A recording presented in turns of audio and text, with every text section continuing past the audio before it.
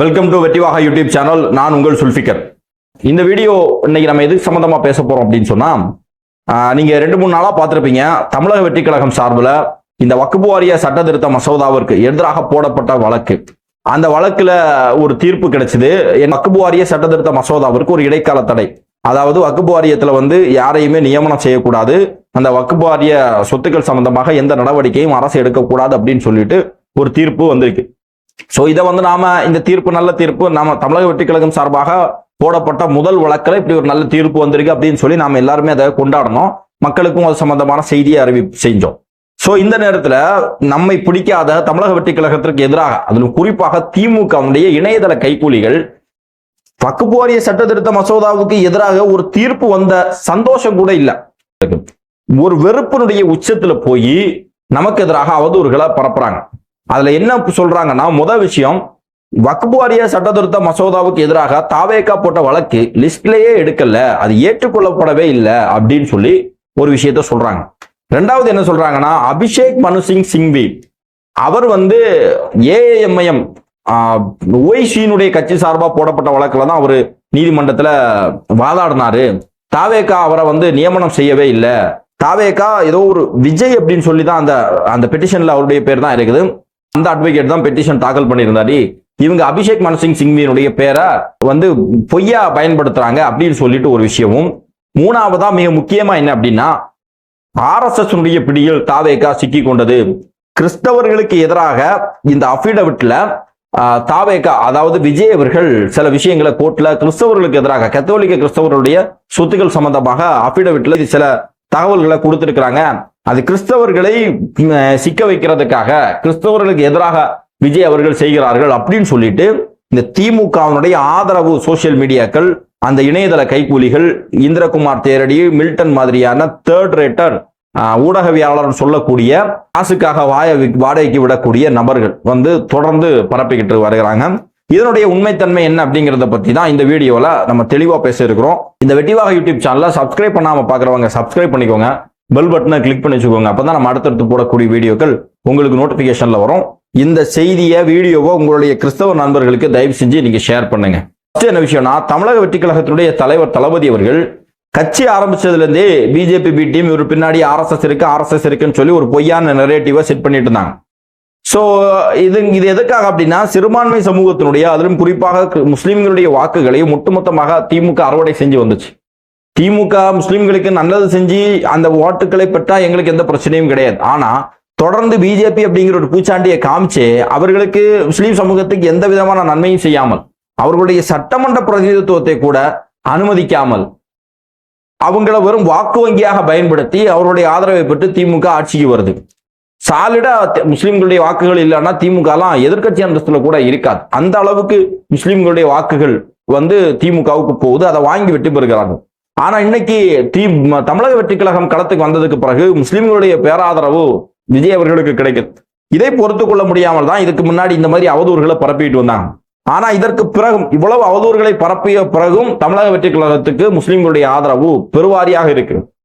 கடைசியாக நடந்த இந்த இஃப்தார் நிகழ்வு, அதற்கு பிறகு தமிழக வெற்றி கழகம் சார்பாக நடைபெற்ற அந்த வக்ஃபு வாரிய சட்ட திருத்த மசோதாவுக்கு எதிரான அந்த போராட்டம், இது எல்லாமே ஒருபடி முஸ்லிம் சமூகத்துக்கு தளபதி விஜய் மேல ஒரு கூடுதல் அன்பை தான் வெளிப்படுத்தி இருக்கிறது. இதை பார்த்து பிடிக்காத இந்த திமுக எப்படியாவது முஸ்லிம் சமூகத்தை தாவேகாவிடமிருந்து பிரிக்கணும், கிறிஸ்தவர்களுடைய ஆதரவை பிரிக்கணும் அப்படிங்கிறதுக்காக பல்வேறு சதி செயல்களில் ஈடுபட்டு வருகிறார்கள். அதுல ஒரு விஷயம் தான் இணையதளத்துல, சமூக ஊடகங்கள்ல தமிழக வெற்றி கழகத்துக்கு எதிராக பரப்புரை செய்வது. இந்த வக்ஃபு வாரிய சட்ட திருத்த மசோதாவுக்கு எதிராக நாம ஒரு வழக்கு போட்டோம். நம்ம கட்சி சார்பாக உச்சநீதிமன்றத்தினுடைய மூத்த வழக்கறிஞர் அபிஷேக் மனு சிங் சிங்வி வாதாடினார். சோ இப்ப இவங்க அது சம்பந்தமா என்ன பதிவு செய்யறாங்கன்னா, இதுல தமிழக வெற்றி கழகம் போட்ட வழக்கு லிஸ்ட்லயே வரல, அதை விசாரணைக்கே எடுத்துக்கொள்ளல. அப்படி இருக்கும்போது இவங்க போட்ட வழக்குல தான் அபிஷேக் மனு சிங்வி வாதாடினார் சொல்லி ஒரு பொய்யை பரப்புறாங்க.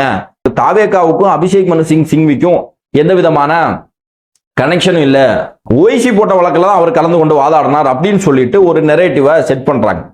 முதல்ல ஒரு விஷயம் என்ன அப்படின்னா, இந்த வக்ஃபு வாரிய சட்ட திருத்த மசோதாவுக்கு எதிராக பல்வேறு அமைப்புகள், அரசியல் கட்சிகள், கிட்டத்தட்ட 70 பெட்டிஷன்ஸ் போடப்பட்டிருக்கிறது. உச்சநீதிமன்றம் முதல்ல சொல்லிட்டாங்க, வக்ஃப் வாரிய சட்ட திருத்தத்துக்கு எதிராக பல்வேறு நபர்கள் வழக்கு போட்டிருக்கிறாங்க.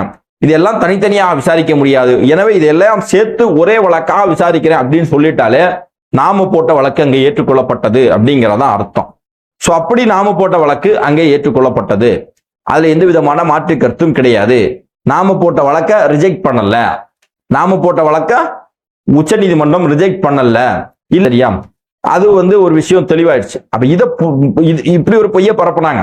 அதுக்கு பிறகு அதுலயும் பதில் வந்த உடனே அடுத்து என்ன செய்ய சொல்றாங்க அப்படின்னா, அபிஷேக் மனு சிங்வி விஜய் அவர்கள் அப்பாயிண்ட் பண்ணவே இல்லை அப்படின்னு சொல்றாங்க. அபிஷேக் மனு சிங்வி அவர் ஒரு மூத்த வழக்கறிஞர், ஒரு காங்கிரசனுடைய ஒரு நிர்வாகி. தமிழக வெற்றி கழகம் சார்பாக அபிஷேக் மனு சிங்வி அவர்கள் உச்சநீதிமன்றத்தில் வாதாடினார் அப்படின்னு சொல்லி நாம யார்கிட்டையுமே தனிப்பட்ட முறையில காதல சொல்லல. ஒட்டுமொத்த மீடியாக்கள் மத்தியில நம்முடைய கட்சியினுடைய பொதுச் செயலாளர் ஆதவ் அர்ஜுன் அவர்கள் எந்த செய்தியை வெளிப்படுத்துறார். அப்படி இருக்கக்கூடிய பட்சத்துல தாவேகா சார்பாக அபிஷேக் மனு சிங்வி வாதாடினார் அப்படிங்கிற செய்தியை நாம சொன்னோம் அப்படிங்கிறது நிச்சயமாக அபிஷேக் மனு சிங்விக்கு தெரியும், அவருடைய நண்பர்களுக்கு தெரியும், அவருடைய கட்சிக்காரர்களுக்கு தெரியும். திமுகவிடம் இருந்து காசை வாங்கிட்டு இணையதள கைக்கூலியாக இருந்து சமூக ஊடகங்கள் அவதூறு பரப்பி கொண்டிருக்கக்கூடிய முட்டாள்களே, எங்கேயாவது ஒரு இடத்துல அபிஷேக் மனு சிங்வி நான் தாவேகா சார்பாக போடப்பட்ட வழக்கில் கலந்து கொள்ளவில்லை, வாதாடவில்லை, எனக்கும் அந்த வழக்குக்கு எந்த சம்மதமும் கிடையாதுன்னு எங்கேயாவது சொன்னாரா? அவர் சொல்லாத பட்சத்துல அவருக்கும் இதுக்கும் சம்பந்தம் இல்லை, அவருக்கும் இதுக்கும் சம்பந்தம் இல்லைன்னு சொல்லி நீங்க சொல்றீங்கன்னா உங்களுடைய அயோக்கியத்தனம் எந்த அளவுக்கு இருக்கு அப்படிங்கிறத மக்கள் நீங்க புரிந்து கொள்ளணும். இவர்கள் எந்த அளவுக்கு அயோக்கியமானவர்கள் அப்படிங்கிறத புரிந்து கொள்ளணும். எந்த பொய்ய வேணாலும் தன்னுடைய வளர்ச்சிக்காக யாரை வேணாலும் அசிங்கமா காமிக்கிறது, யாருக்கு எதிராக வேணாலும் அவதூறுகளை பரப்புறது, இது எல்லாமே பிஜேபி செய்யும். இப்ப இவருடைய ஓனர் பிஜேபினால அந்த பாதையை அப்படியே திமுகவுக்கு போட்டு கொடுத்து திமுகவும் இன்னைக்கு அந்த பாதையிலே சவாரி செய்யுது அப்படிங்கிறதா உண்மை. அப்போ அபிஷேக் மனு சிங்வி தமிழக வெற்றி கழகத்திற்காக வாதாடினார் அப்படிங்கிறதா உண்மை. மூணாவது ஒரு விஷயம் என்ன சொல்றாங்க அப்படின்னா, RSS ஆர்கனைசர் அப்படிங்கிற பத்திரிகையில ஒரு சில நாட்களுக்கு முன்பாக, அதாவது வக்ஃப் வாரிய சட்ட திருத்த மசோதா நிறைவேறிய பிறகு அதுல ஒரு ஆர்டிகிள் வருது. இந்த ஆர்டிகிள் நான் படிக்கல, ஆனா அதுல என்ன சொல்லப்பட்டது அப்படின்னு சொன்னா, நீக்கிட்டாங்க அவங்க.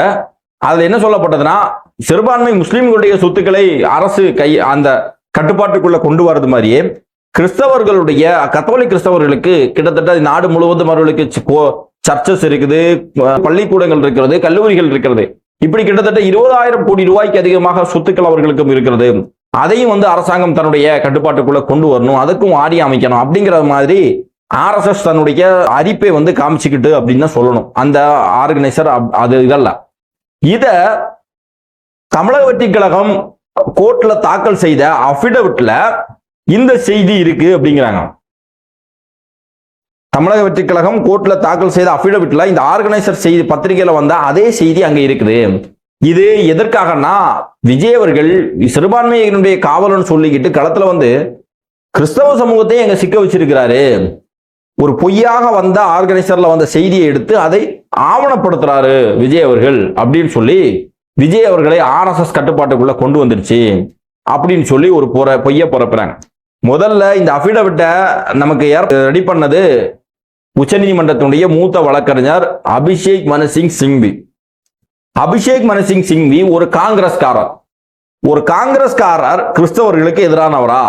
ஒரு காங்கிரஸ்காரர் RSS கொள்கையை பிரதிபலிக்கிறாரா அப்படிங்கிறது தான் கேள்வி.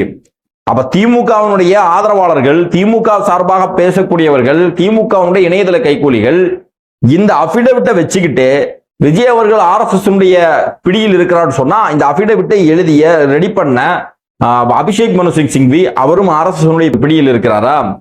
அவருக்கும் RSSக்கும் தொடர்பு இருக்குன்னா காங்கிரசுக்கும் RSSக்கும் தொடர்பு இருக்கு அப்படின்னு சொல்ல வரீங்களா? ஒன்று. ரெண்டாவது, இன்னொரு விஷயம், இந்த ஆர்கனைசர் பத்திரிகையில வந்திருக்கக்கூடிய இந்த செய்தியை வச்சு எடுத்து தமிழக வெற்றி கழகம் அபிடவிட் தாக்கல் செய்யல. இந்த ஆர்கனைசர் பத்திரிகையில வர்றதுக்கு முன்னாடி இந்த செய்தி 2024 நியூஸ் 8 சொல்லக்கூடிய ஒரு செய்தி ஊடகத்துல இந்த கட்டுரை வெளியாகி இருக்கு. அதற்கு முன்பாக டெலகிராஃப் சொல்லக்கூடிய செய்தி இணையதள பத்திரிகையில நியூஸ் பேப்பர்ல இந்த செய்தி வெளியாகி இருக்கிறது. அப்ப அதுல வந்த செய்தியை தான் எடுத்து ஆர்கனைசர் அதை போட்டு அதன் மூலமாக இவர்களையும் அரசுக்குள்ள கொண்டு வரணும் அப்படிங்கிற தன்னுடைய அறிப்பை பதிவு செஞ்சிருந்தாங்க. ஆனா இது ஒரு செய்தி, ஆனா இது உண்மையே முழுக்க 20,000 கோடி ரூபாய்க்கான சொத்துக்கள் இருக்கு அப்படிங்கிறது ரெக்கார்டு கிடையாது. ஆனா இருக்குது, அவர்களுக்கு சொத்துக்கள் இருக்குது. இதை எதுக்கு தமிழக வெற்றி கழகம் இந்த அஃபிடவிட்ல தாக்கல் செய்யறாங்க அப்படின்னா, இது ஒரு கம்பேரிட்டிவ் ஸ்டேட்மெண்ட். சிறுபான்மை அந்தஸ்துல இருக்கக்கூடிய கிறிஸ்தவர்கள் அவர்களுடைய சொத்துக்களை பராமரிப்பதற்கு அவர்களுக்குன்னு ஒரு தனி உரிமை இருக்கிறது. அதே மாதிரி முஸ்லிம்களுக்கும் அந்த தனி உரிமை இருக்கணும். அதை விட்டுட்டு இங்க அரசு தலையிடக்கூடாது அப்படிங்கறதா வாதம். அந்த வாதம் வைப்பதற்காக ஒரு கம்பேரிட்டிவ் ஸ்டேட்மெண்ட் தான் இதை சொல்லி இருக்கிறாங்க. இது பொதுவாக நீதிமன்றத்தில் இருக்கக்கூடிய நடைமுறை தான். ஒரு விஷயம் இருக்கு, ஒரு வழக்கு இருக்குன்னா ஏற்கனவே இருக்கக்கூடிய ஒரு தீர்ப்பு இருந்துச்சுன்னா அந்த தீர்ப்பை கம்பேர் பண்ணுவாங்க. ஏற்கனவே வேற வழக்கு இருந்துச்சுன்னா அந்த வழக்கை கம்பேர் பண்ணுவாங்க. சில ஊர்களில் சில நடைமுறைகள் இருந்துச்சுன்னா அதை கம்பேர் பண்ணுவாங்க. இது பொதுவாக இருக்கக்கூடிய ஒரு வழக்கம் தான். இதை ஏதோ பெருசா புலன் விசாரணை செஞ்சது மாதிரி கொண்டு வந்து சிறுபான்மை கிறிஸ்தவர்களுக்கு எதிராக விஜய் இருக்கிறார் சொல்லி ஒரு பொய்யான பரப்புரையை திமுக செய்து. பாஜக மதவாத கட்சின்னு நம்ம எல்லாருக்கும் தெரியும். ஆனா பாஜகவை விடவும் மோசமாக இந்த மதவாத அரசியலை இன்னைக்கு திமுக கையில் எடுத்திருக்கிறது. எப்படியாவது சிறுபான்மை சமூகத்தின் மத்தியில விஜய் அவர்களுக்கு இருக்கக்கூடிய இந்த ஆதரவை சிதைக்கணும் அப்படிங்கிறதுக்காக தொடர்ந்து சமூக ஊடகங்கள்ல இந்த மதவாத கருத்துக்களை சொல்லி வருகிறது.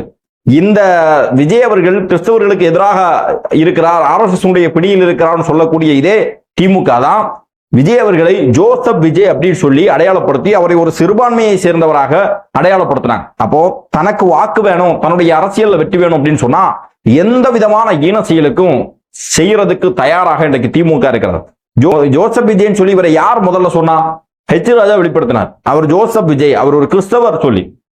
அது பாஜகனுடைய அந்த மதவாத அரசியல். விஜய் அவர்களை ஒரு கிறிஸ்தவராக முன்னிலைப்படுத்தணும் அப்படிங்கிறது அவருடைய எண்ணம். அதே தான் திமுக செஞ்சது. திமுக விஜய் அவர்களை ஒரு கிறிஸ்தவர் அப்படின்னு சொல்லி எதுக்கு காட்டுறாங்க அப்படின்னா, விஜய் அவர்கள் இங்க இருக்கக்கூடிய இந்துக்களாலும் மற்றவர்களாலும் கொண்டாடப்பட்டாலும் வாக்கு தேர்தல் அப்படின்னு சொல்லி வந்துச்சுன்னா மதம் பார்த்து சாதி பார்த்து ஓட்டு போடக்கூடிய மக்கள் இங்க இருக்கிறார்கள். அதை நிறுவனம் அப்படிங்கிறதுக்காக விஜய் அவர்களை ஒரு கிறிஸ்தவர்களாக அடையாளப்படுத்துறதுக்கு முயற்சியை திமுக செஞ்சுது. ஆனா அதே திமுக தான் இப்போ விஜய் அவர்கள் கிறிஸ்தவர்களுக்கு எதிராக இருக்கிறான்னு சொல்லிட்டு வேற ஒரு கேம் ஆடுறாங்க. அப்படின்னா என்ன அர்த்தம்னா, வாக்கு அரசியலுக்காக எந்த விதமான ஈன செயல்களையும் செய்வதற்கு திமுக இருக்கிறது அப்படிங்கிறதா உண்மை. அன்பார்ந்த சகோதரர்களே, இதை பார்க்கக்கூடிய நீங்கள் தான் திமுகவுடைய இந்த அயோக்கியத்தனமான அரசியலை புரிந்து கொள்ள வேண்டும். உங்களுடைய கருத்து, தமிழக வெற்றி கழகம் சார்பாக உங்களுடைய கருத்து என்ன அப்படிங்கிறத இந்த கமெண்ட் பாக்ஸ்ல பதிவு செய்யுங்க. மேலும் அதிக வீடியோக்களை தொடர்ந்து காணணும் அப்படின்னு சொன்னா இந்த வெற்றிவாக யூடியூப் சேனலை சப்ஸ்கிரைப் பண்ணிக்கோங்க. அடுத்து இன்னொரு தகவலோடு உங்களை சந்திக்கிறேன். நன்றி.